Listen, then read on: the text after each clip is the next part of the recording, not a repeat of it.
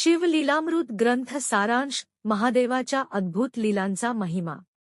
अध्याय 5। धर्मगुप्त आख्यान।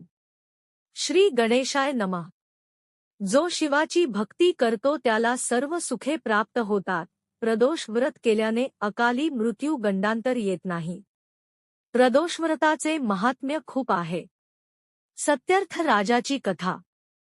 सत्यर्थ राजा हा विदर्भनगरीचा अतिशय शूर राजा होता। तो परम शिवभक्त होता। राजाला एका युद्धात वीरमरण आले ही वार्ता त्याची पत्नी इंदुमती हिला समजताच तिला शोक अनावर झाला। त्यावेळी ती गरोदर होती। आपले व बाळाचे प्राण वाचवण्यासाठी ती गुप्त मार्गाने राज्याबाहेर गेली। अरण्यातून जात असता तिला प्रसूती वेदना सुरू झाल्या। ती प्रसूत होऊन तिला पुत्ररत्न झाले। तहानलेली राणी तशीच एका सरोवराजवळ आली।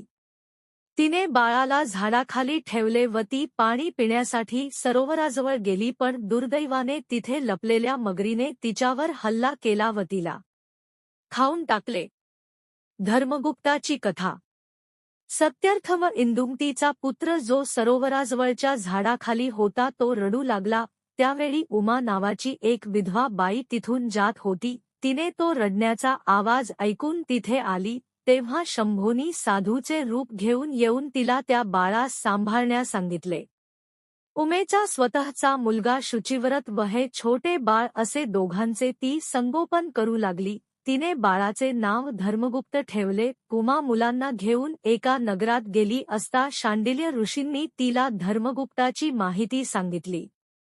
त्यांनी सांगितले, सत्यर्थ राजाने शिवप्रदोष व्रत अर्धवट टाकून उठल्यामुळे त्याच्यावर हा प्रसंग आला, म्हणून शिवपूजा अर्धवट टाकू नये।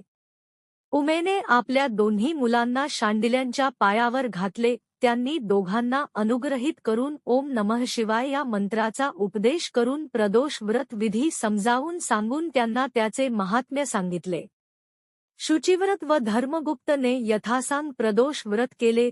त्याच्या प्रभावाने त्यांचे दारिद्र्य नाहीसे झाले। आता दोघांनी तारुण्यात प्रवेश केला होता। एक दिवस अरण्यातून हिंडताना त्यांना गंधर्वकन्या दिसल्या। धर्मगुप्ताला अंशुमती नावाची गंधर्व कन्या आवडली। ती कोद्रविण नावाच्या गंधर्व राजाची कन्या होती। तो तिच्यावर मोहित झाला।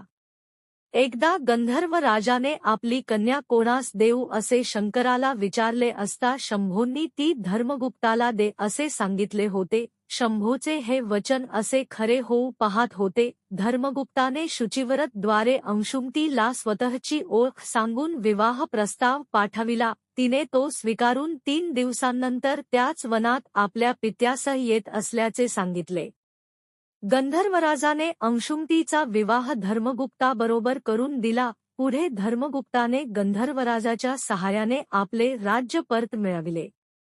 शिवप्रदोष व्रताने धर्मगुप्ताची सर्व पापे दूर होऊन तो राणीसह ऐश्वर्य भोगू लागला। सूत म्हणाले, हे धर्मगुप्ताचे आख्यान जो कोणी भक्तीने पठण व श्रवण करेल त्यांना सर्वत्र विजय मिळेल। प्रदोष महिमा अद्भुत आहे। जो कोणी विधिपूर्वक प्रदोष व्रत करेल त्यांना दुःख, दारिद्र्य, अपमृत्यूचे भय राहणार नाही। श्रीसांबसदाशी वार्पणमस्तु। माझा व्हिडिओ आवडला असल्यास लाईक करा, शेअर करा आणि चॅनलला सबस्क्राईब करा। नवीन अपडेट्ससाठी बेल आयकॉन दाबा। व्हिडिओ कसा वाटला ते कमेंटमध्ये नक्की कळवा। माझे व्हिडिओ रोज पहा आणि भक्तिरसात सहभागी व्हा। आपल्या प्रेम आणि समर्थनाबद्दल मनःपूर्वक धन्यवाद। ओम नमः शिवाय।